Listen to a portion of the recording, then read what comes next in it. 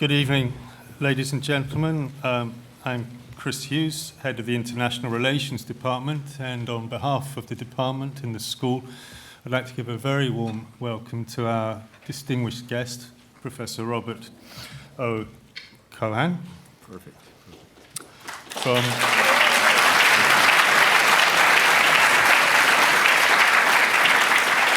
As we can see from the applause, he hardly needs an introduction, but he is, of course, professor at the Woodrow Wilson School, Princeton University.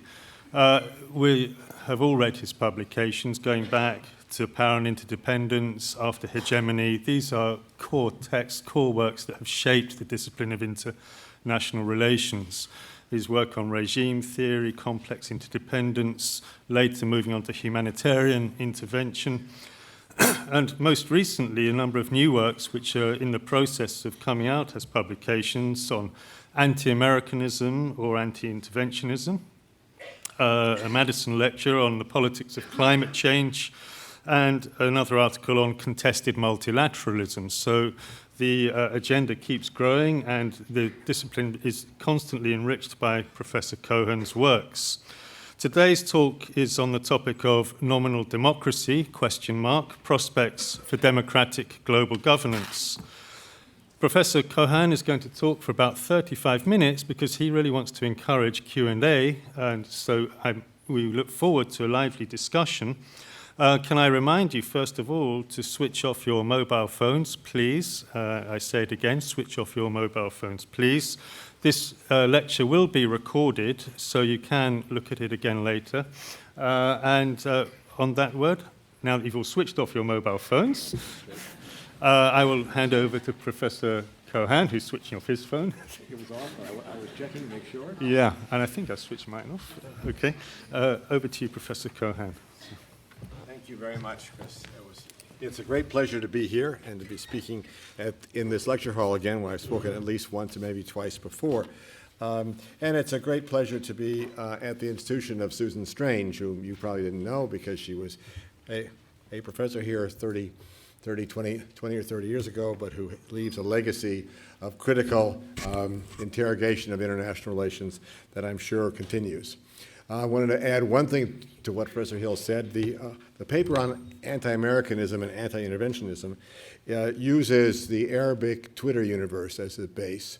So it's a very big departure for me, since I've often talked about situations involving one or a small number of entities, and we process 27 million tweets from the Arabic Twitter universe from in 2012 and 2013 to try to figure out how people are thinking about the United States in world affairs, not in public opinion poll reactions, but actually in what they tweet. So I'd be happy to talk about that in the question period if you want to. Now, Susan Strange's critical spirit reminds me of a story which I sometimes tell, which I will tell now, and it's a story which ought to always be told after a flattering introduction like Professor Hughes's. Robert Maynard Hutchins, who was later president of the University of Chicago, was dean of Yale Law School at age 28. Make you feel bad, those of you who are more than 28. He was a radical.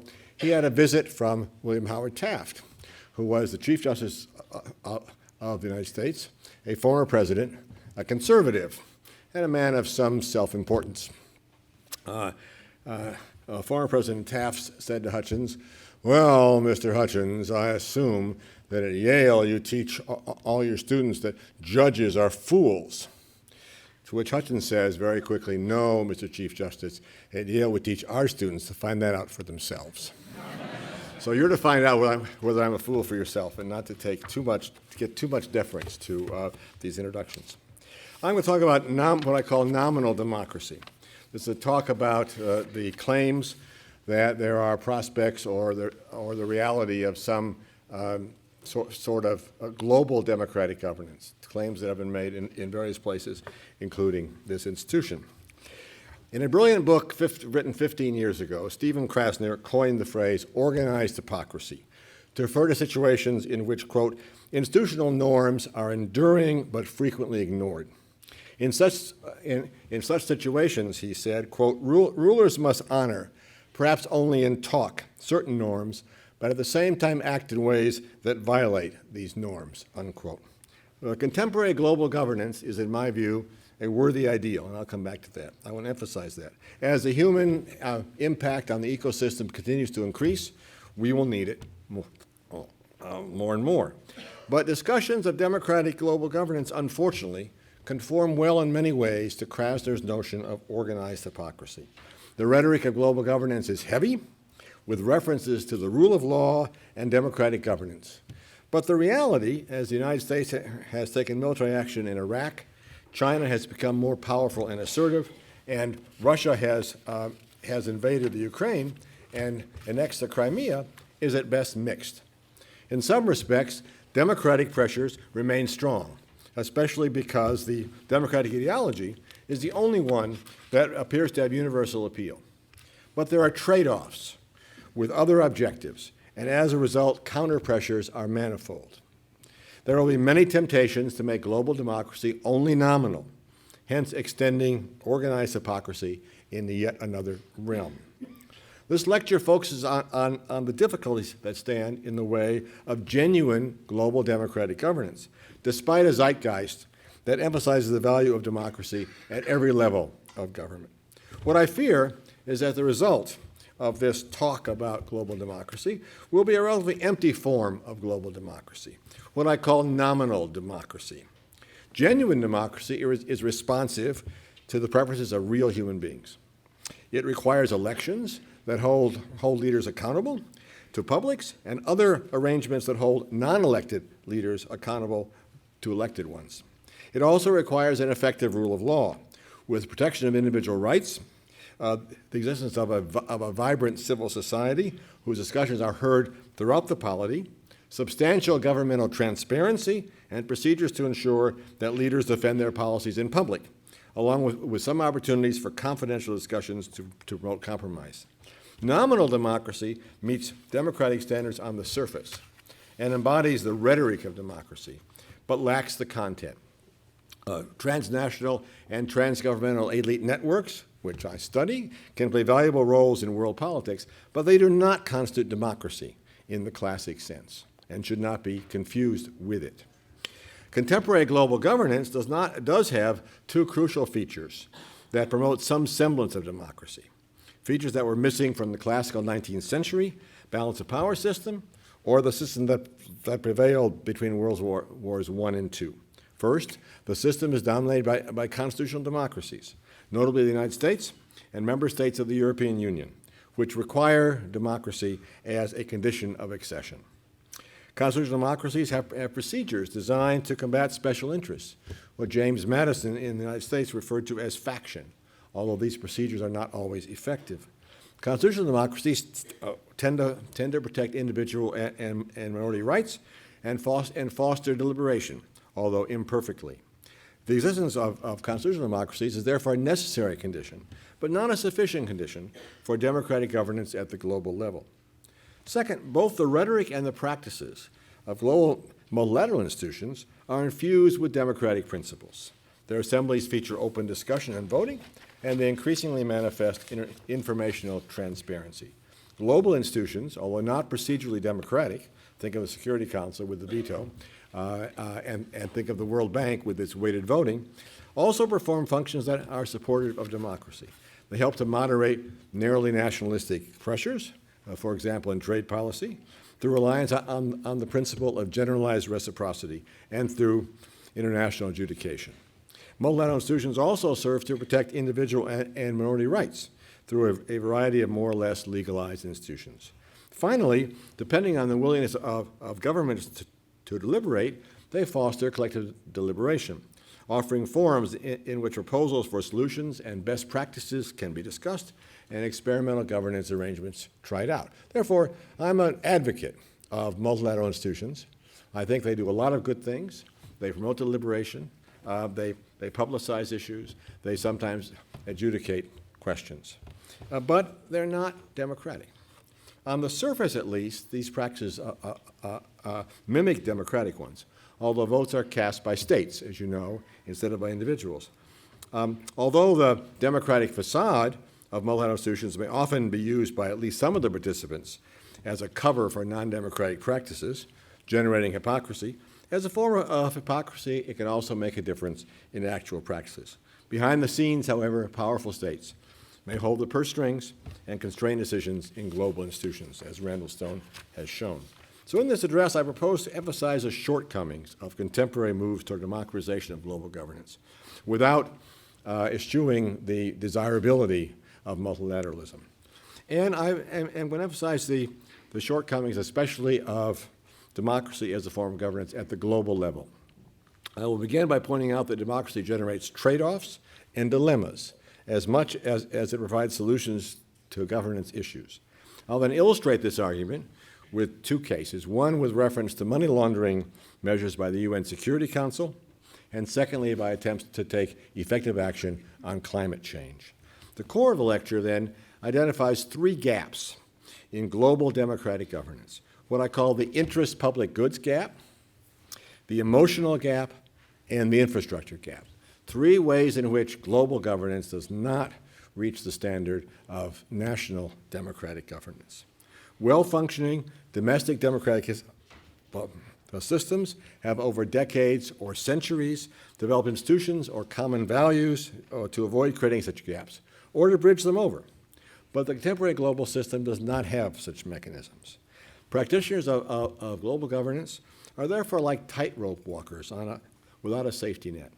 If the policy dilemmas become too severe or the pressure is too great, they do not have this infrastructure of domestic civil society to rely on.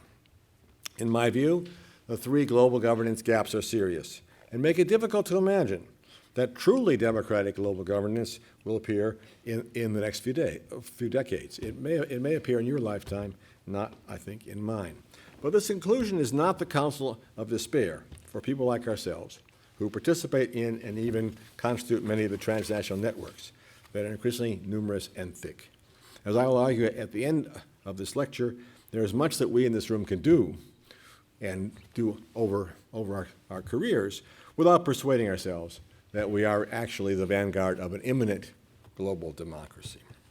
So I'm going to begin with two dilemmas or trade-offs, which are generated by pressures for global democratic governance. It seems that on some issues, notably those having to do with terrorism, more democratization could force changes in established practices that might endanger their efficacy. This is a worry of the intelligence establishments, making attainment of worthwhile objectives more difficult. So the struggle against terrorism highlights a set of trade-offs on which we have to reflect when discussing global governance and democracy. These trade-offs became especially clear when the UN Security Council sought to take action against the financing of terrorists. So I'm going to talk about this case for a few minutes. It's the case of money laundering and the relationship between UN Security Council action on money laundering and European law. It illustrates the dilemmas and the trade-offs that I'm trying to get at in this talk. So even before the attacks of September 11, 2001, the Security Council had passed resolutions designed to limit and restrict funding of terrorist organizations. Especially, it invoked the mandatory provisions of Chapter 7, which, as you know, can require states to act in certain ways, not just advise them to. In its resolutions 1267 and later 1373, after the attack, to require states to impose strict measures to prohibit actions that could facilitate money laundering for terrorists. The Financial Action Task Force, set up in conjunction with this, has enacted various measures to make these requirements operational. States can be put on a gray list or a black list, and there are serious consequences for being on increasingly serious and blacker forms of this list. And I'm not going to go into detail on those arrangements. The key point is that there were sanctions imposed by the Security Council on states that were determined to be facilitating money laundering, and even more particularly, that sanctions were imposed on individuals who were determined by a committee of the Security Council to be engaged in money laundering. And these sanctions were imposed without normal due process restrictions that you find in democratic societies. So this lack of due process became apparent in 2002, when Sweden pushed for and failed to obtain the removal of 3 Somali-based Swedish citizens, Somali-born Swedish citizens, who were added to the sanctions list immediately following 9/11. Arguments about due process in this regime became part of a broader discussion in the UN about the need to incorporate human rights principles into anti-terrorism measures. Yet for many years, the Security Council, which was acting at the impetus of the United States and Britain right after 9/11 especially, did not modify the regime to address these concerns in any significant way. Although a UN body concluded in 2005 that, quote, the many legal challenges to the measures, in particular in Europe and the United States, pose a serious impediment to the success of the sanctions regime, unquote, the Security Council made only minor adjustments to it until the European Court of Justice, in the famous Cotti cases, which I will describe, challenged it. So Mr. Cotti was a Saudi citizen living in Italy who found in 2004 or 5 that his bank account had been frozen. It had been frozen because he was on a list from the U.S. or British security services of a terrorist financier. There was no evidence presented publicly. Evidence was presented to the Security Council Committee in a secret session, and without his knowing it. And his first knowledge of this situation was when he couldn't access his funds in his bank in Italy. So Cotti sued, and he would face a difficult problem because the UN Charter says that UN Security Council mandatory measures under Chapter 7 have precedence over any other international law. Makes it very clear that no other court can overrule those measures or strike them down. There is no Supreme Court for the Security Council. So it looked like a weak case, and Cotti lost it in the first part of the European process in the court of first instance. But in 2008, the European Court of Justice sided with Cotti. And they couldn't strike down the Security Council regulations. They had no authority to do that.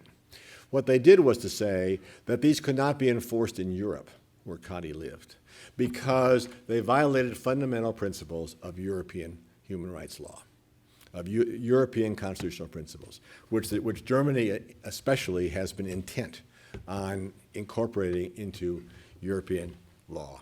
So at this point, of course, the whole sanctions regime was at risk. If people who lived in Europe could have the sanctions regime lifted, it would not be effective anywhere.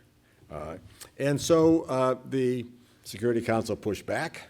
They claimed they did a few little things which didn't amount to much. They changed their procedures. It came back to the European Court of Justice, which said, you didn't do enough. We're still going to strike it down. They suspended the striking down, but they demanded more. And in 2010, the Security Council backed down to the European Court of Justice and agreed to the appointment of an ombudsperson. And since her appointment, at least through the end of last year, when I checked, at least 26 individuals had been delisted through this process, and only 3 requests for delisting had been denied. That is, some system was set up for the first time, which involved a modicum of due process for people whose bank accounts had been frozen without their knowledge and with no evidence presented.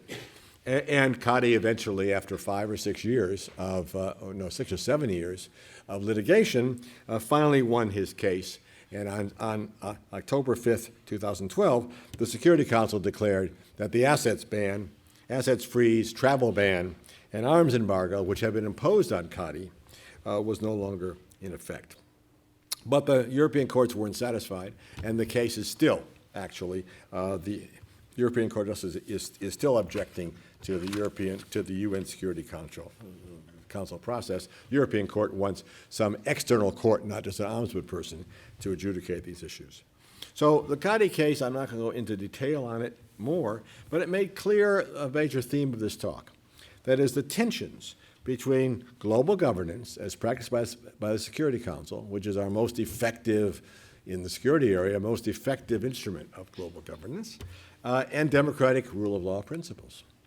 The Security Council relied on financial sanctions, but the system lacked any built-in checks and balances. So the great powers, especially the United States, sought to dictate the system, which put prevention of terrorism far above protection of individual rights on a scale of values. the system was handed over to the intelligence defense bureaucracies, essentially, of the United States and Great Britain. Privileging security over rights, however, was unacceptable for the European Court of Justice, and the struggle I have just described ensued. The dilemma, therefore, is that advancing otherwise worthwhile objectives through global institutions conflicted with core values of liberal democracy as it's interpreted by the court. So all good things don't go together. Effective global multilateral anti-terrorism action, which most of us would probably favor, conflicted in the way it was practiced with basic liberal democratic rule of law principles. Now, of course, this struggle can take place in domestic systems as well. Lincoln waived habeas corpus during the U.S. Civil War, and Franklin Delano Roosevelt established internment camps for U.S. citizens whose only crime was Japanese ancestry. However, in an established system of constitutional democracy, there is a court system which is supposed, it failed in the U.S. case there, to rule on the basis of fundamental principles, which is able to reach an authoritative judgment. Courts may fail, as the U.S. Supreme Court did it in the Korematsu case, to protect rights, but the fact that they are available enhances the chances, at least, that principled decisions will prevail. Such constitutional courts are not, as you know, universally available at the global level. And there is no such court that has jurisdiction over Security Council action, the way the U.S. Supreme Court has jurisdiction over presidential action. Let me talk about climate change a minute and global governance. Advocates of taking effective action against human-induced climate change resorted, beginning in the late 1980s, to global governance. Within a decade, they had created a formidable set of institutions. The Intergovernmental Panel on Climate Change, the IPCC, the UN FCCC, the Framework Convention on Climate Change to make binding rules, and the Kyoto Protocol to the UN FCCC to specify these rules and how they would apply to individual countries. In the intervening years, the scientific consensus on the seriousness of the threat has only increased. The recent report of the Intergovernmental Panel on Climate Change, AR5, states that, quote, in recent decades, changes in climate have caused impacts on natural and human systems on all continents and across the oceans, unquote. So the evidence of climate change, and you'll be not surprised in this summary day in late October in England to realize that, is compelling. Yet 17 years after the conference that passed the Kyoto Protocol, efforts to construct a comprehensive climate change regime have failed. They've resulted in a regime complex for climate change that is a fragmented system of different institutions instead of a coherent international regime. Although Europe has enacted regulations that create a price for carbon, even that price is very low, with carbon trading below $10 a ton in the winter of 2014. Neither the U.S. nor China, which are the two biggest emitters, which together account for almost half of global CO2 emissions, has enacted strong climate change legislation. And countries that joined the Kyoto Protocol at first, like Canada, Australia, and Japan, have pulled back. They no longer have agreed to the second period of commitment. Advocates of serious action on climate change have lowered their sights, looking for bottom-up strategies to achieve something in the absence of comprehensive regulation by the larger states or an integrated international regime. Regulating climate change is beset by familiar free rider problems. Virtually everyone in the world would benefit from effective regulation that prevented precipitous increases in temperature and associated climate disruptions, especially sea level rise, regardless of who implemented reductions in the use of fossil fuels or whose burning generates carbon dioxide in the atmosphere. Unfortunately, everybody would benefit unconditionally. We would all benefit no matter whether we contribute or not. And as a result, the incentive to reduce use of fossil fuels is low. It's costly to do so. Your own action won't help you very much. Everybody else's action will be important. And therefore, everyone has an incentive to delay acting, hoping that others will solve the problem. And everyone has little or no incentive to be a leader, risking costly action that might not achieve very much. It might even hurt your own economy if others do not follow. So failing to cooperate is a malign equilibrium. It's easy to understand why there's not much cooperation. That's the equilibrium of this game.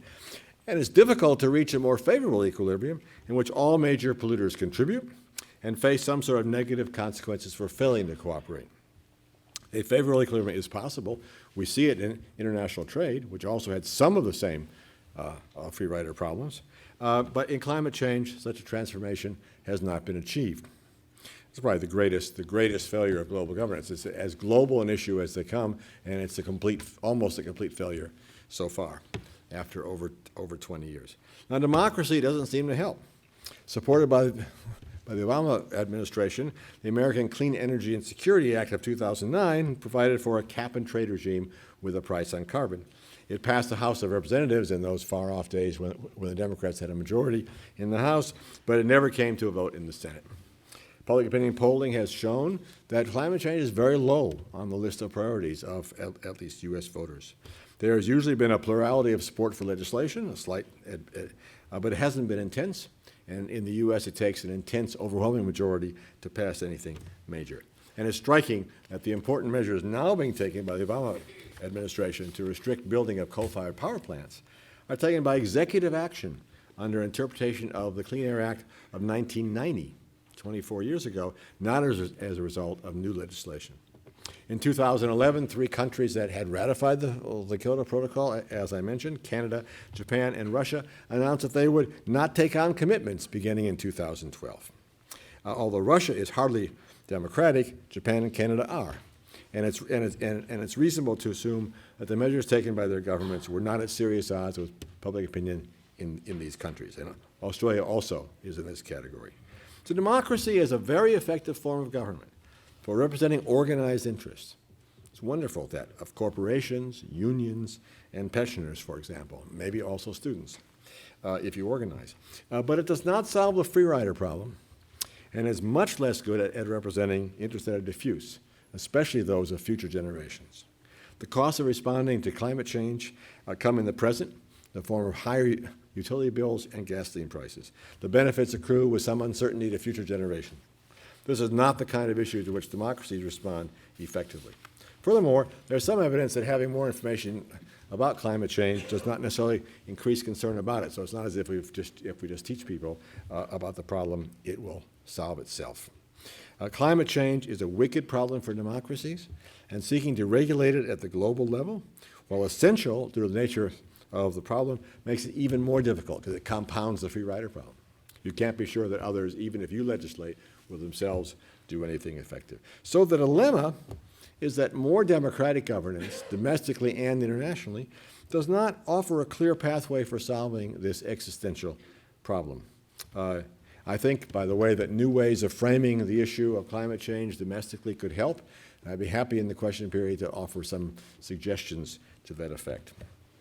I'm now going to use my 2 examples of global governance and difficulties or dilemmas or failures of global governance. That is the Cotti case, which is a security human rights case, and the climate change issue, which is a climate change issue, obviously, to illustrate the 3 gaps that I mentioned at the beginning of this talk. The interest-public goods gap, the emotional gap, and the infrastructure gap. So first, interest-public goods gap. Our basic theories of politics are based on the assumption that people in general act on what they perceive to be their own self-interest. At the local, national, and regional levels, they form associations for this purpose, and they devise strategies to achieve their goals.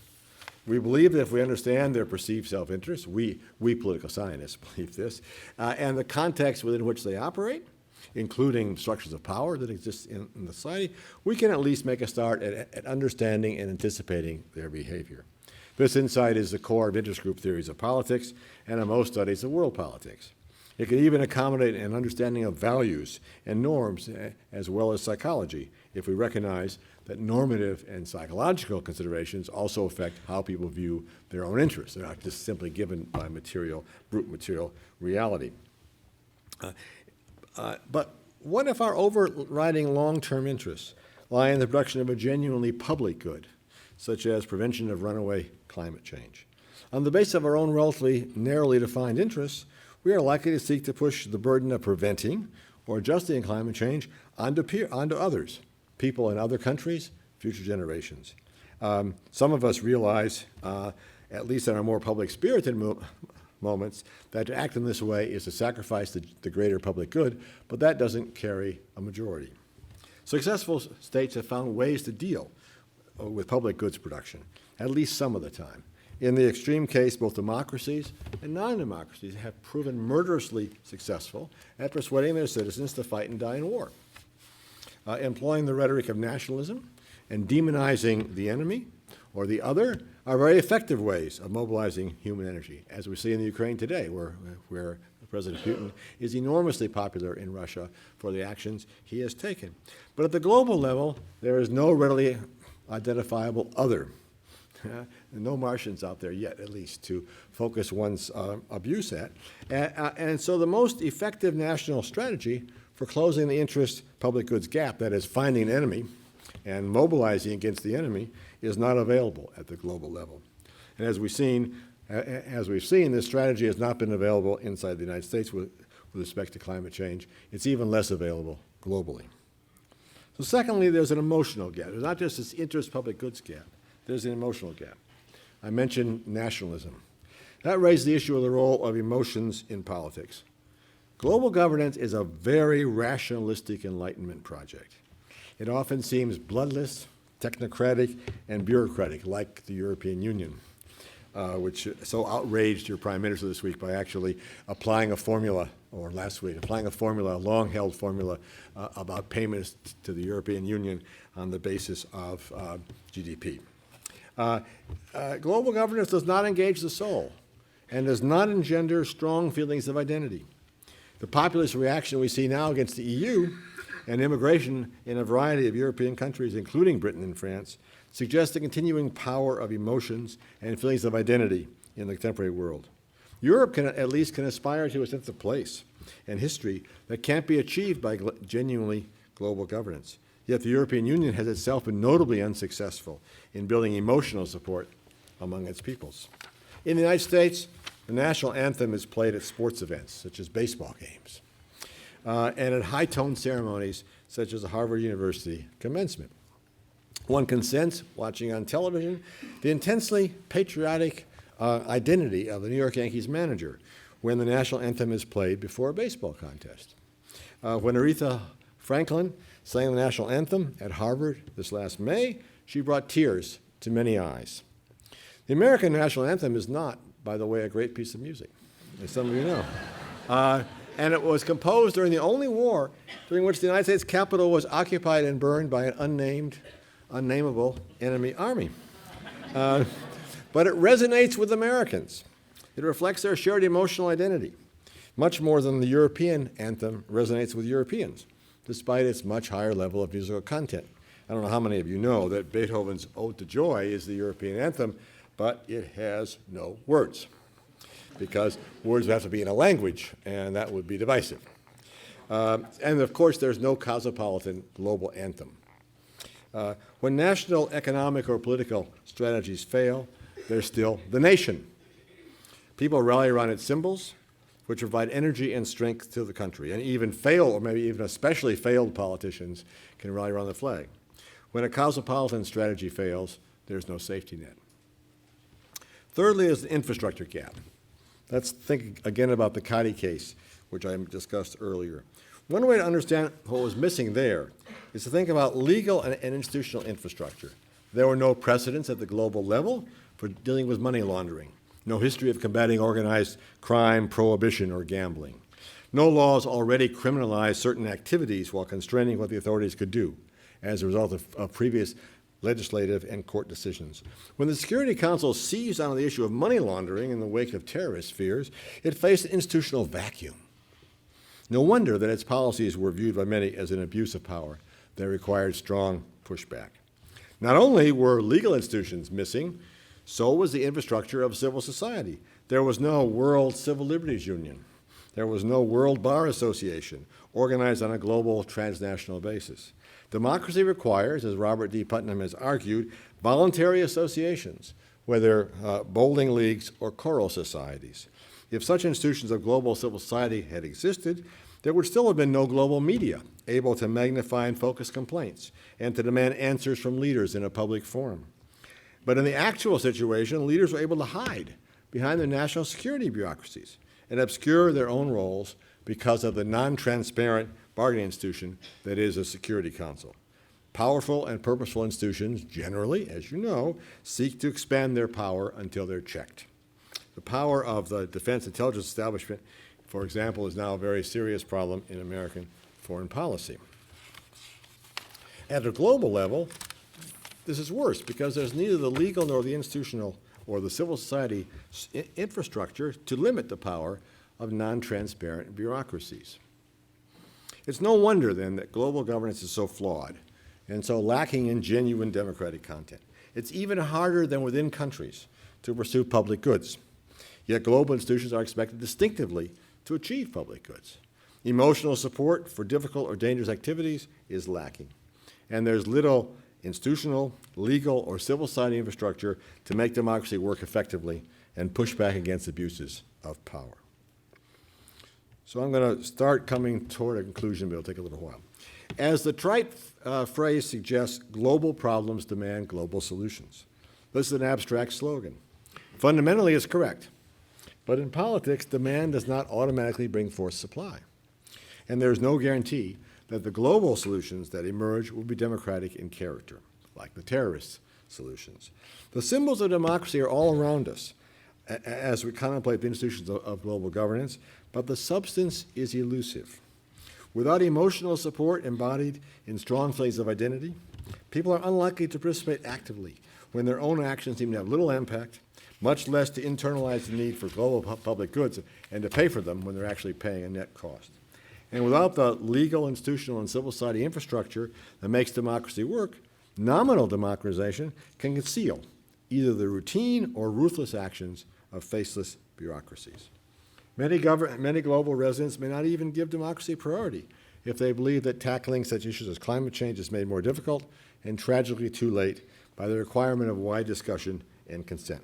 Others may not want to pay the price in terrorism, in more terrorism at the margin, for example, if due process requirements have to be met to block bank accounts and to execute suspected terrorists through drone attacks. We will all continue, I think, to hear more calls for global democracy. But the people issuing these calls may not have fully realized or considered the dilemmas and trade-offs involved, much less the interests, emotions, and infrastructure that would be required to make global democracy work. Realizing global democracy will be difficult. It's Max Weber's long, slow boring of hard boards, and it's unlikely to occur quickly. Now, more progress has been made, to be more optimistic, toward a global legal structure, which is a necessary but not sufficient condition for a viable constitutional democracy. For a global constitutional democracy to emerge, there would have to be a further creation of global identities involving a transformation of the concept of citizenship and the internalization of global citizenship around the world. Sustaining global democracy will require establishing a distinctively democratic global infrastructure on a worldwide basis. Meanwhile, however, the costs and trade-offs of global democratization will provide ample incentives to turn the rhetoric of global democracy into the reality of nominal democracy. So I'm not seeking at all to debunk the objective of global democracy. Making the world more democratic is a noble cause, and in my view, it's worthwhile if pursued realistically with a long-term agenda, and if people don't believe that somehow it can be shortcut, because if so, it'll become nominal. It will not be achieved simply through rational argument. It requires institutional, legal, and social infrastructure patiently built over the years. It requires attention to symbolism that is deep, that engages the emotions, rather than thinly rhetorical. And it requires not just generosity of spirit, but the ability to frame issues in a way that induces contributions to the public good. That is, it requires leadership that not only is capable of brokering deals among states or large transnational actors, but of speaking to the hearts and minds of global publics while being held broadly accountable. We're a long way from reaching the point at which such accountable global leadership, which really links itself to publics, is possible. But one of our aspirations should be to create such conditions for the next generation, for your generation. How can we do this? Well, first, we can, more modestly, work to develop structures of international law that mesh with domestic constitutional systems, and that promote fairness and due process. These legal structures may not be fully democratic. They don't necessarily involve democratic control, but they can reduce arbitrariness and increase the fairness of practices engaged in by the great powers within this, the context of the Security Council or elsewhere. As you can tell, I'm sympathetic with the European Court in the struggle with the Security Council. And a legal structure is a necessary but not sufficient condition for democracy. Secondly, we can encourage, monitor, and criticize our current leaders. Encourage, meaning if we dismiss them all as all a bunch of charlatans, then of course there's no incentive to be better. So we have to differentiate among them. We have to monitor them. We have to criticize them and praise them when it's due. Especially, but we can help ensure that they don't get away with passing off nominal democracy, nationally, regionally, or globally, as actual democracy. Those of us from the United States see such casuistry frequently. Consider, for example, the debate about the use of lethal drones. The United States seems to me to have resorted to a defense of lethal drones based on a nominal view of democracy. It goes like this. The practices are justified, it is claimed, because they've been authorized by a government that was elected. This is true. And in many ways behaves according to democratic principles. It's also true. A claim that the United States is democratic is extended to the claim that because it is democratic, its practices that have been authorized by the executive with the claimed implicit or explicit consent of Congress are also democratic. But that part of the argument does not follow, because the practices that this government uses to combat terrorism are among its least democratic, not authorized by legislation, not transparent, without effective checks and balances. The fault may lie with Congress, which dodges every important issue in the United States, except for the ones it wants to just block, as much as with the executive. But in either case, calling current practices for lethal drone warfare democratic is a form of what Giovanni Sartori once called concept stretching. In this case, the concept of democracy is stretched to cover practices that have not been democratically authorized and the principles for which are not transparent. What is needed here is greater transparency and clear accountability for lethal drone use.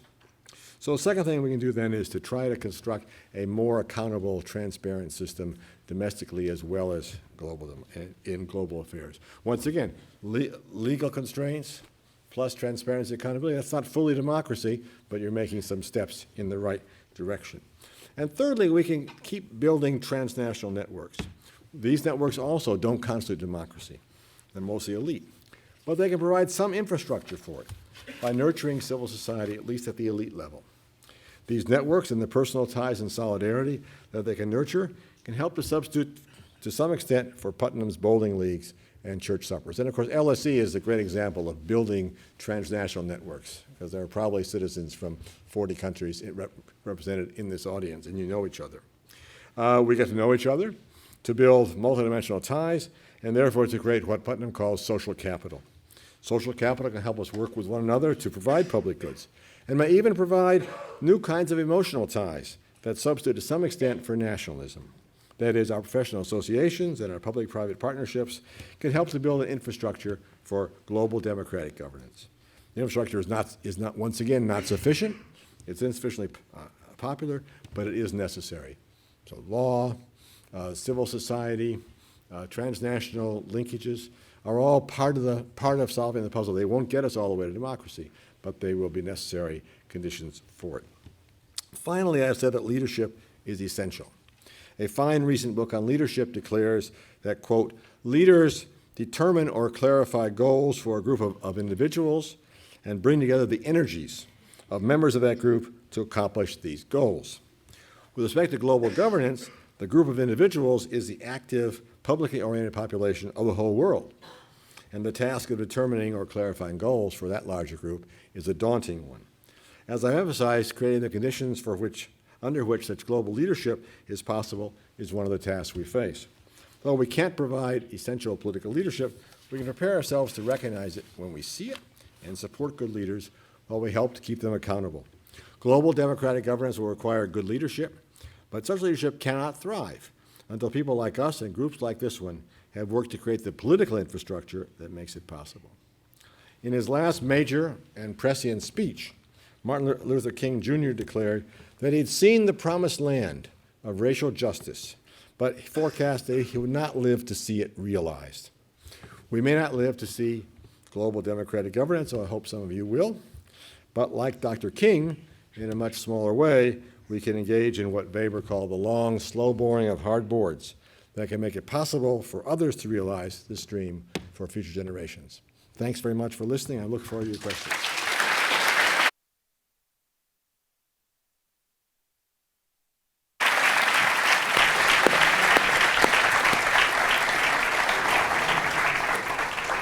Do you prefer to stand? I'll stand and walk around, yeah. Okay, yeah. So I think this mic is now on if the system is working. thank you very much for a very stimulating presentation, and the floor is now open for questions, comments. So someone up here wants to start off? Yeah. There are some microphones that are, I believe. Yeah, so he's right in the middle there. There's this gentleman right in the middle of the third, fourth row of the balcony.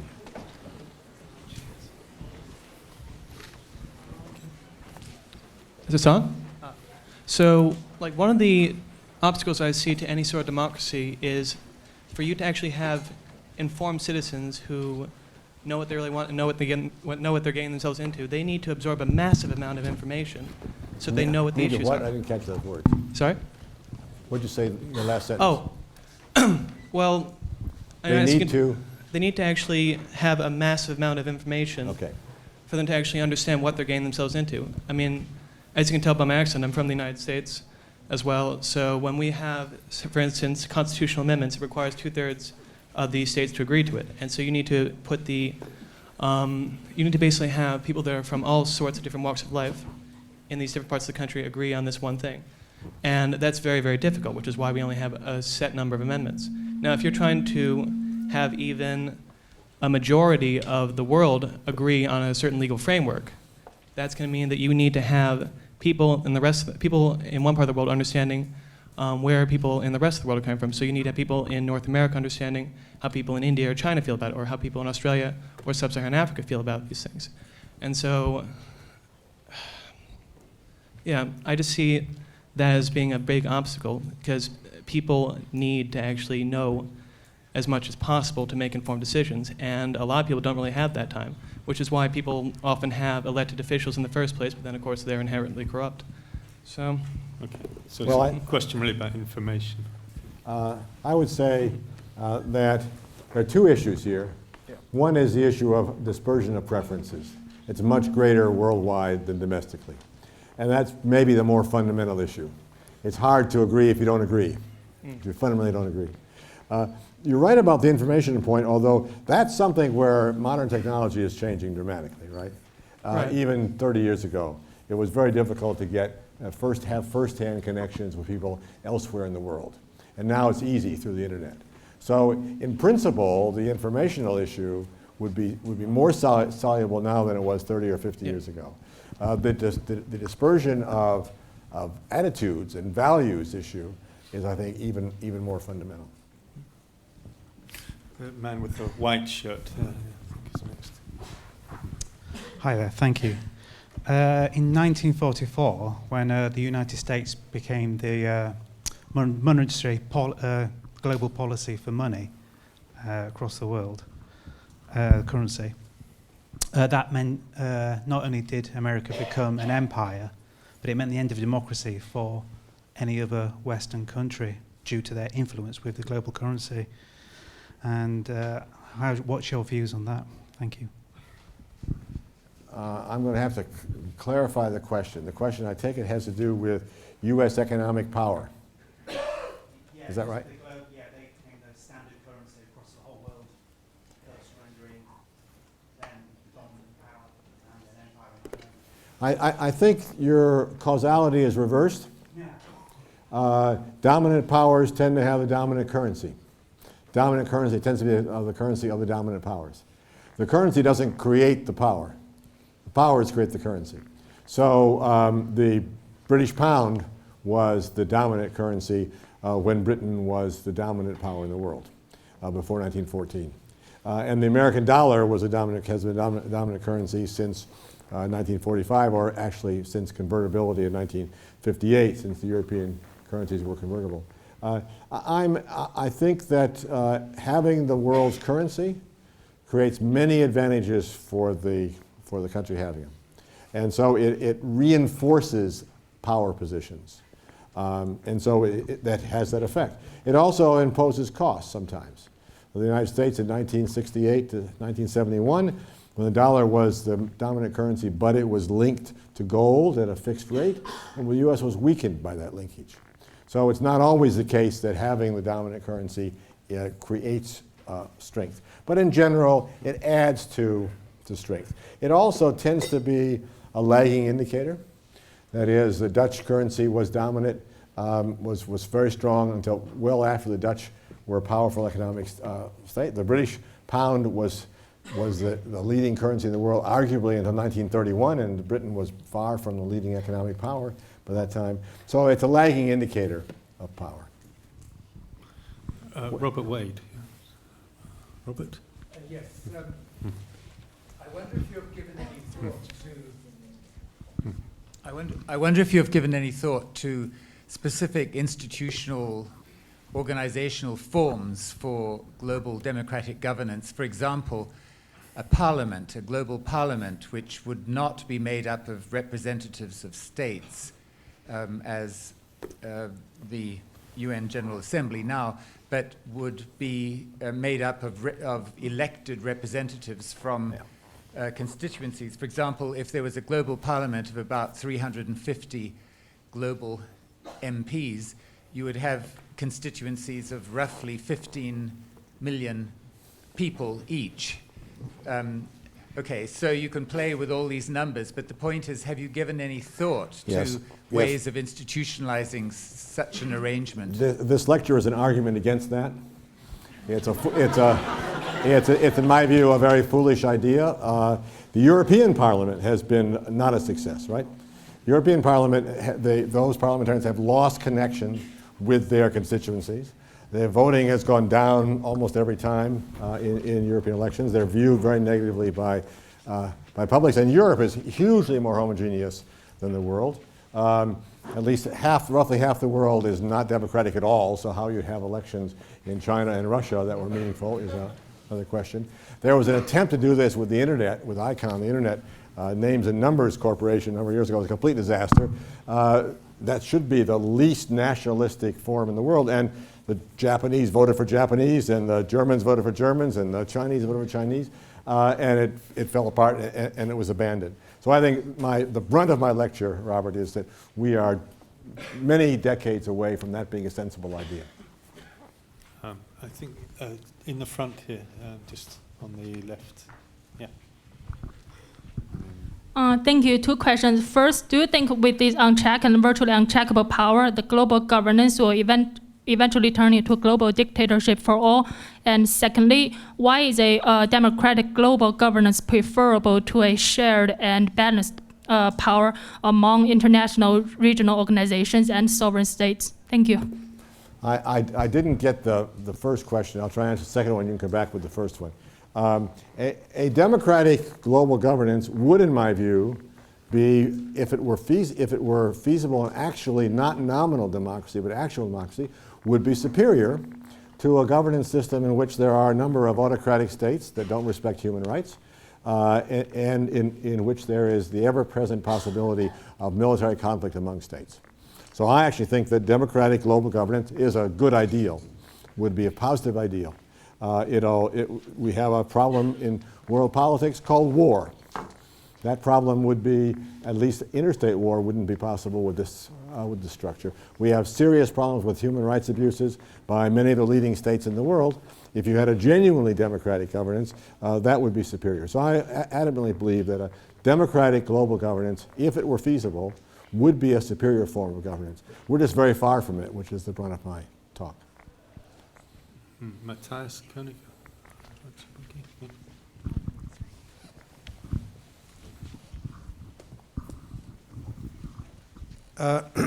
Thanks very much for discussing the Cotti case, which is very interesting. But I wonder if the implication of this case, rather than a tension between democracy and global governance, is that there is a tension between two very imperfectly democratically legitimate powers. So the UN Security Council can claim some partial democratic legitimacy because majority of permanent members are democracies. Let's say 3.5 members are democracies. Perhaps at the time also the broader memberships might have been composed by democracy. While the European Court of Justice also could say, well, we are representing democracies, we have been created by democracies, but it's only partially democratically legitimate because it's a European Court of Justice, not a global Court of Justice. So here, if the issue is a trade-off between security and liberty, the substantive issue, is the problem not that there should be some sort of institution that is able to do this kind of trade-offs that goes beyond this very imperfectly legitimate democracies. So we come back to something like the global parliament, which might be perhaps unloved, but which parliament today is unloved? I'm not sure if the US Congress receives a lot of love by Americans like the US flag or the US anthem does, and definitely in Europe many parliaments are not much more highly regarded than the European Parliament. Thanks. Well, thank you. I think that the UN Security Council is not even nominally democratic. It is undemocratic in the extreme. Any organization which has a veto by 5 states that were chosen because they were victors of a war 70 years ago, 2 of which are minor powers, and 2 of which are autocracies, is not a democratic institution. It's not even nominally democratic. It's just far from democratic. So I totally think this is not the European Court of Justice is a legal institution within a democratic framework. So it plays a role in a quasi-democratic system, the European Union. The Security Council, for all its virtues, is certainly an instrument of global governance. It's the strongest one we have in the security area. It's essential, but it's not democratic. And it's about as far from democracy as one can be. Let me say another word about the parliament idea. I think that to have an effective democratic governance, not only do you have to have the kind of civil society institutions that I mentioned that we don't have at the global level now, but you have to have a connection between the representative and the constituency. And if there were a global governance system, it would have to be federal. A single global parliament, I think, makes no sense because you have such a large constituency that there's no connection. And we know how people feel about remote politicians. So all real democratic politics has a local component. It may not be it may not be the case, as Tip O'Neill once said, that all politics is local, but all democratic politics requires a local connection. Requires that you have some link to your representative, and you can actually believe that you could reach this person or influence him or her in some way. And if the average constituency is 15 million, you can't believe that rationally. So I think if we had a democratic governance system, if one were created sometime, it'd have to be a layered system. It'd have to be a federal system. There'd have to be some real connection with on the ground politicians working up to this larger parliament. But we're just so far away from that that we have very few of the conditions that will make that feasible and workable. There's a lot of hands going up, so I'm trying to keep track. I think that let's have some more women if we at the back. have their hands up. I'm looking out. Get some gender balance here. Yeah, there's a woman there. Okay. Yeah. Hi, given your inference, sorry, I'm not a woman with a deep voice. I'm just a regular guy. The next questioner will be. Yeah. Sorry. So, given your inference or the impotence of the UN as an organization for active change against climate change, doesn't that just render most institutions of global governance redundant? Why redundant? Well, if there can't be any effective change, as you've noted with the global warming crisis and actual signatories pulling out, then what real point is there to an organization?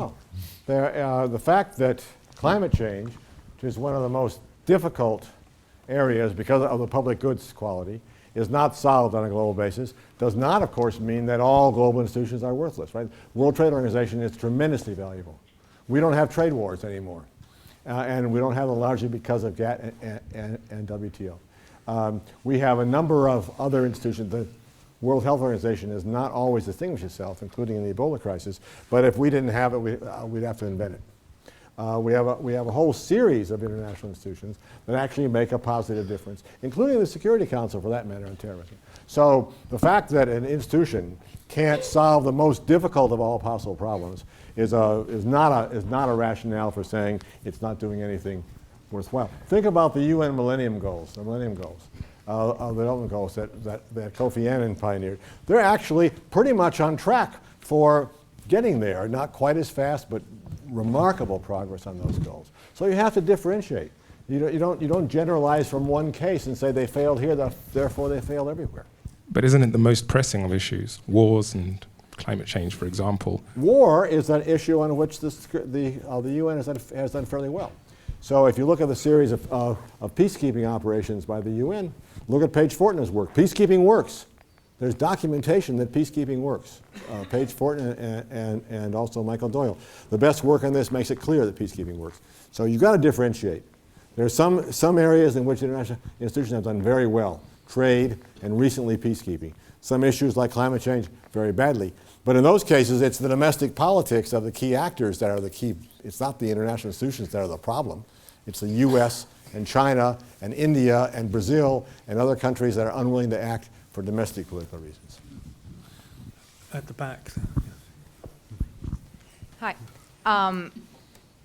So you touched on this, and you touched on democracy being led by elites pretty much, and touched on the fact that global structure, global institutions that try to be democratic, or at least nominally so, have a fault in being only nominally democratic.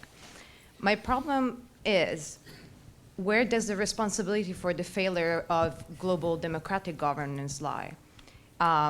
In John Dewey's words, we need to have a public that is engaged and that is striving towards a common good, to have democracy at the domestic level.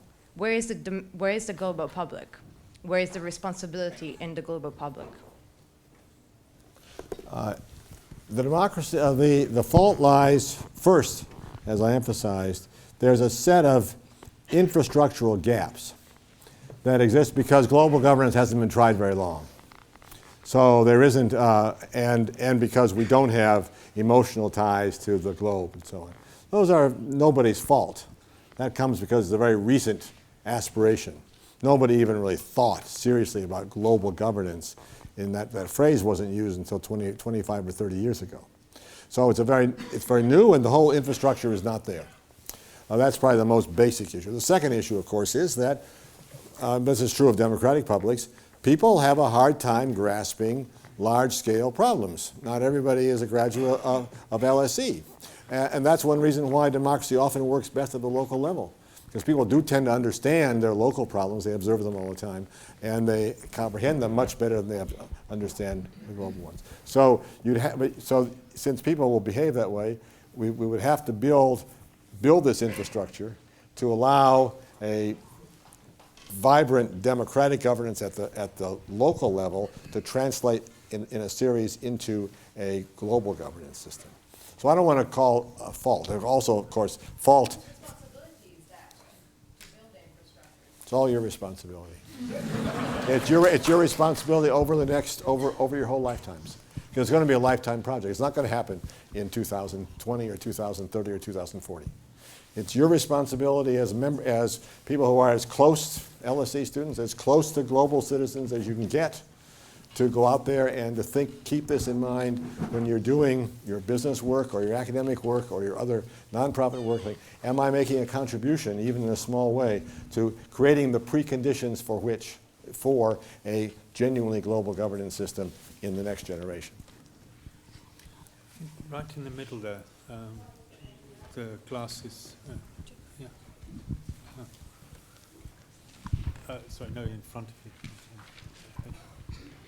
You referred to the way in which national politicians mobilize against the enemy, and I wonder whether on a global level in regard to climate change, the Green movement can mobilize by identifying the enemy as the major corporations which profit from greenhouse gases, whether that can be an enemy against which global citizens can mobilize to try to slow climate change. So my view on this is very different. I think in the phrase of the comic, we have met the enemy and it is us. It's not the corporations. It's publics, it's ourselves who don't take it seriously, who travel unnecessarily by airplane to give lectures at the London School of Economics, who don't turn the lights off or don't have time to insulate their houses. Blaming the global corporations is a canard, it's a waste of time. It takes the responsibility off yourself onto some faceless people.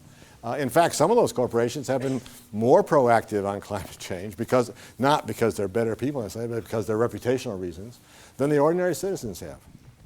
It is deeply our problem. And it's not something you can say, oh, you can blame this bad actor or that bad actor. The corporations will thrive in a capital society. They would thrive with a serious climate change action. Now, there are only a few exceptions. Oil and gas corporations obviously have an interest.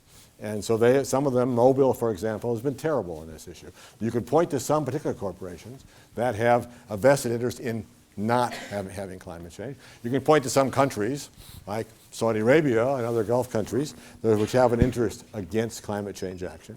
But to say corporations as a whole, as opposed to individuals, no, I don't think so. I think we are as much the problem as the corporation in the abstract.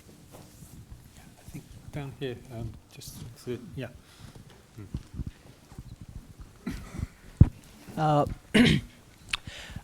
Hello, sir. My doubt is basically with the idea that you talk about this global citizen who kind of identifies with something above his national state through symbols and euphemisms. I kind of find that conflicting, because if you look around today, there seems to be this whole resurgence of cultural nationalism or religious nationalism. We had it in India in the last elections where the right-wing parties came back to power. You had it in, and you can see it in different countries as an increasing trend. So I kind of find that conflicting with this idea of people relating with something about their national identity. I was just wondering if you could speak a little bit more about that. Well, you're right on the theme that I was trying to talk about when I talked about the lack of emotional resonance of global governance. That is, it tends to be a project by academics and lawyers and people who are very much rationalistic and in the Enlightenment mindset. And it doesn't speak to people's emotional ties. So, and I don't have an answer to that. I think that we will have to have, I think if you are genuinely going to have global democracy, you're going to have some way of making an attachment, emotional attachment to it. Now, climate change is a possibility if, in fact, we get more and more evidence that the climate is being, that the globe is being damaged seriously by climate change. You could imagine an ecological movement which has that emotional quality. Because if we lose our livelihood and our living spaces and the places we love, we might become very emotionally involved with that. We need something like that. We don't have it yet. Let's have a couple more women. Huh? We have one over here and we have one over here. Yeah, there's a couple. Okay, you're in a blind spot there, so I don't know how long you've had your hands up, but maybe take the two questions there. Yeah, two or three is fine. Yeah, okay. You had a hand up a long time ago. Okay. Yeah, thank you. You haven't got a question now. Thank you very much. I would like to get your view on the role of information technology. On the role of you mentioned the emotional gap, and I'm wondering if you've thought about the role of communication and information technology in breaching the emotional gap, because many events that happen across the world, generate global emotion because of the information that flows around. Well, you know, that's a great question, but it's not probably a question that someone my age can answer. It's probably people in the room can answer better. Because for me, electronic communication is an instrumental form of communicating and doesn't have a lot of emotional content. I think for you, on Facebook and YouTube and Snapchat and whatever, it's got a lot more emotional content. So maybe you can figure out how to generate that emotional empathy and content transnationally in this virtual world that I can't figure out. We had a discussion last night I was part of at Oxford, and the question was raised. We're talking about the virtual world. Which is more real, the virtual world or the so-called physical real world? And apparently there's some ambiguity about that. And maybe if the virtual world becomes more real, it'll have more emotional content. And perhaps there'll be some way to solve that problem. I'm not sure how that's going to solve the problem of sex, but that's your generation's problem. So I'm not an academic, but I have worked for many of these international organizations. And I've just come from a day with my current international financial institution where we've been looking at our future. And I was just, the trends that we see, there are these global institutions, so I work for one of them. I've worked for several of them, but there are also now coalitions of states, so the G20s, the G7s, and there are more of them emerging, so they don't make an attempt to be legitimate or nominally democratic, but you might ask yourself, if you only need really the 12 biggest emitters on climate change to reach an agreement, then why do we need to bother with the 200-some member states of the UN General Assembly or the UN FFFC? So what do you think about these groups? They don't seem to be particularly more effective in the climate area, for example, but have they been with regard to dealing with the outcomes of the financial crisis, for example? I was just wondering what you think, and because we see this all over the place, so the failure to reach WTO deals, more spaghetti, free trade agreements, how do you mesh the two together? Because there seems to be more of that now. That's a great question, and it gets back to the trade-offs I was talking about. In the absence of the infrastructure that makes global democracy feasible, anyone who wants to solve a problem doesn't go that way. So the problem-solving organizations tend to be the Financial Action Task Force, 20 countries, the group of 20 countries, the key players in climate change. As you say, if you had 12, you'd have 85% of the climate problem solved. And so quite naturally, so this is a reflection of what I'm talking about. That is, if your objective is to solve a certain problem, like to solve a global financial crisis problem, or to solve a climate change problem, or to solve a variety of problems, you're going to look for the smallest group that you can actually be effective with. Because you know that adding additional players will put more veto players on the stage and make it harder to solve the problem at a reasonable cost. But of course, then you're not going the democratic way. That's the whole point. That the structure of the system is such that there are trade-offs and dilemmas between these two. And so in the short term, we're going to see choices made that are, let's solve this problem. And I would solve the climate problem undemocratically if I could. I wouldn't say, okay, sorry, we have to make sure that, Bolivia and Venezuela and Saudi Arabia and Cuba sign on to this agreement. I'd ride roughshod over them if I could solve the climate problem. But I wouldn't be helping global democracy, and if I claimed this was a democratic solution, then I'd be hypocritical. Down here in the middle, yeah, in the white, yeah.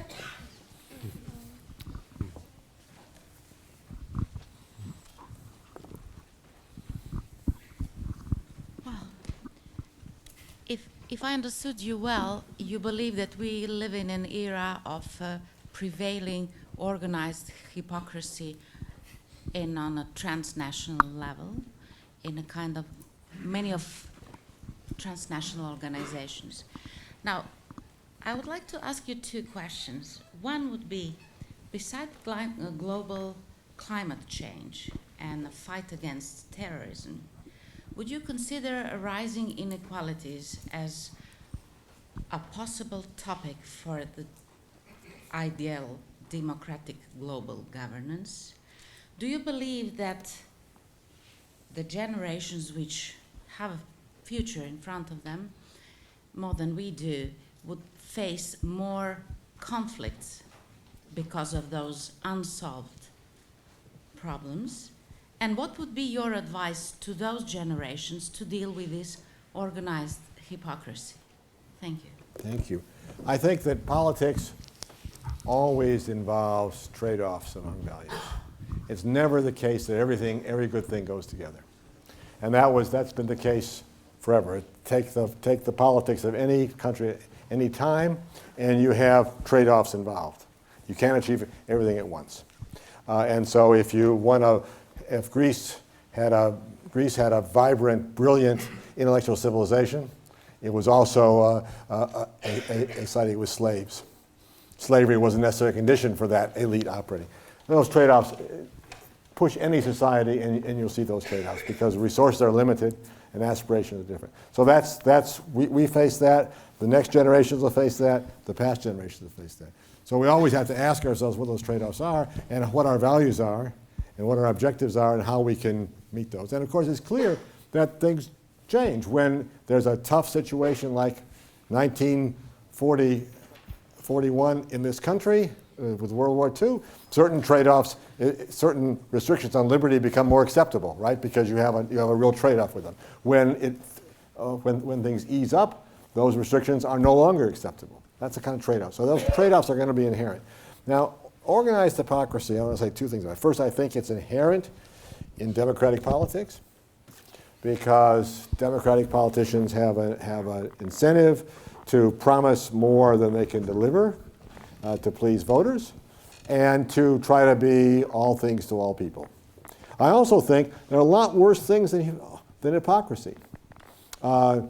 Totalitarian institutions are often not so hypocritical. ISIS is not very hypocritical. We're going to kill you if you're not a fundamentalist Sunni who believes in what we believe in. That's not hypocritical at all, but it's a hell of a lot worse, right? It's cruelty. So hypocrisy is as Judith Clark put it once in a great book called Ordinary Virtue, hypocrisy is the least awful vice. There are lots of vices that are worse. To be hypocritical, you have to have some values, or pretend to. You have to be speaking to an audience that has some values, and you're trying to do more than you can do given your constraints by claiming you're doing things you aren't doing, or otherwise behaving hypocritically. There are a lot worse things than that, and we see them around the world. So I think that I hope we will be living with organized hypocrisy forever, because if we're not, we're going to be in some totalitarian or authoritarian mess. So I started the talk with Krauser's notion of organized hypocrisy. It's a very important, any student of politics ought to be always looking for the hypocrisy. Never take at face value what you're told, because usually there's a hypocrisy there, but there are a lot worse things in the world than that. Hi, my name is Armin. I'm a student here in the International Development Department. There seems to be a revival of nationalism currently. I mean, Europe is going crazy, especially this country, and Asia. We see in Asia is basically the same, and so I think nationalism seems to be quite high on in the 3 points you mentioned. Probably in the ranking, it would be number 1. Nationalism goes back to the nation state, the Treaty of Westphalia, which was this concept of the nation state was basically coerced by European powers on China, on all over Asia, Africa, basically the Arabic world. So this is one observation why we have maybe some difficulties. And the other one is that democracy seems to be very local. It comes from the Greek polis, right? So on this global level, do you think it would be maybe more efficient to start with a more meritocratic structure and then induce, step by step, more democratic features on it? Thank you. Well, those are two different questions. On your last point, I think that's what actually is if you think about the trends toward legalization that are stronger than the trends toward democratization, you can talk about a constitutional structure preceding democracy. But I want to differ entirely with your view of nationalism. First place, Treaty of Westphalia has nothing to do with nationalism. It occurs in 1648 which is by any reasonable count at least 139 years before nationalism appeared in the French Revolution.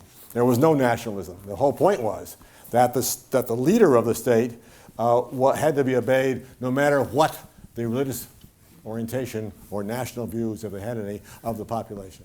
So Westphalia is not to blame for this. Westphalia was a way to say each leader controls almost always his own territory and population, and they better obey him or get out. And they better not say, "Oh, I'm a Protestant. You have to treat me well." And it was a way to bring peace after 30 years at the price at the cost of human rights. And nationalism wasn't. Nationalism, in my view, is a form. It's an adaptation of group feeling, which is in our DNA, because it's evolutionarily selected for. So it's not foisted by the West on anybody. In fact, the West actually foisted imperialism on the rest of the world, and that wasn't nationalism. Nationalism is, unfortunately, I think, much deeper. Problem is, it's given a certain institutional structure. This group affiliation tendency that human beings had. And for a very good reason, we wouldn't have survived by ourselves. So people who didn't have a tendency to bond with their group didn't pass on their genes, and those genes aren't around anymore. So we have a deep reason for this. And it takes the form now of nationalism because you have nation states. It took the form earlier of different forms, but I don't think you should see it as foisted by the West on anybody. And it certainly it doesn't date from before the French Revolution, I think, by any reasonable standard. There are hands going up everywhere at the moment, so and we're running let's have short on these two time. young women right here, right in the middle. We don't have gender balance yet, but we're trying to catch up.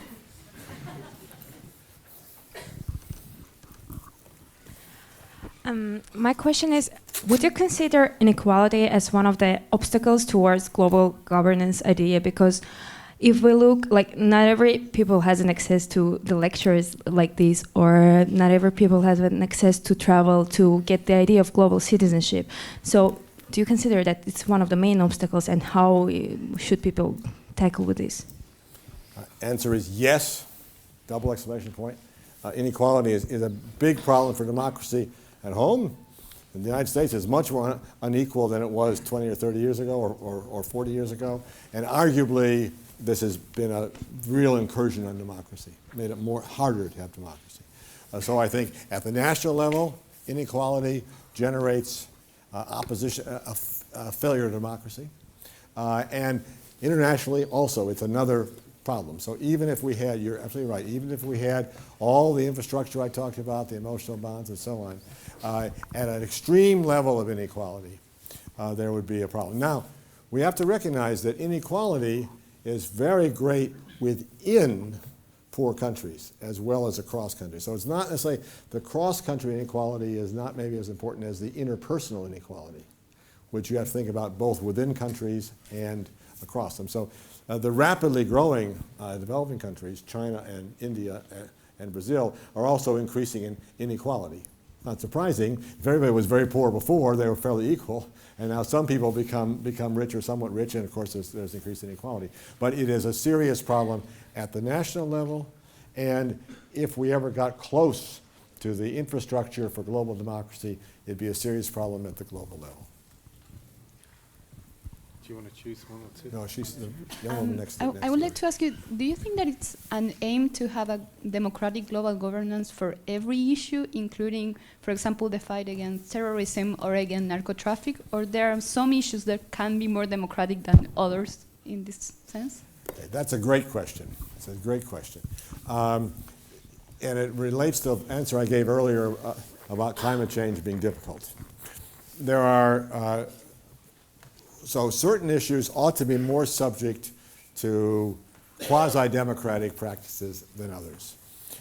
Insofar as ordinary individuals can evaluate actions, that should be more conducive to democracy than if it's something abstract that you only can read about or hear about. Insofar as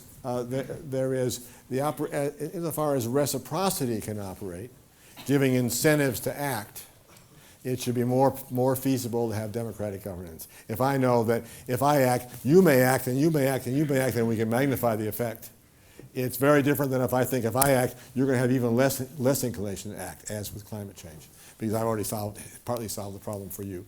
So that I think that's a very good line of argument, which asks which problems are more conducive to democratic governance. It may be now, the Cotti case suggests, that issues that involve clear violations of human rights, that are perceived widely, even across different societies, as violations of human rights, are more conducive to it. So it's violated sometimes, including shamefully by my own government in the last 15 years. But the Convention on Torture has a remarkably widespread adherence to it, at least nominally, as opposed to other conventions. So you could ask the question, how universal is a set of values? And you might expect that with a very universal set of values, such as opposition to torture, which is quite universal, then you would expect a closer approximation, closer ability to have at least quasi-democratic arrangements than a situation where there is no fundamental agreement, such as the importance of requiring that citizens of one's polity believe in religion or in a particular religion, on which there's no agreement. So it'd be very hard to think of that as. So I think you could ask, which are the leading edge issues for democratization and which are the lagging ones? It's a great question. My question. I think we are. Maybe that's a good question to end on. It's wonderful to end on two excellent questions. We're time is running out. I mean, there are so many hands up, and I'm extremely sorry we don't have more time to let you all ask your questions. But the fact that there are so many hands up is testament to the stimulating nature of the talk and the discussion. You've obviously touched a nerve here. So let's put our hands together to thank Professor Keohane.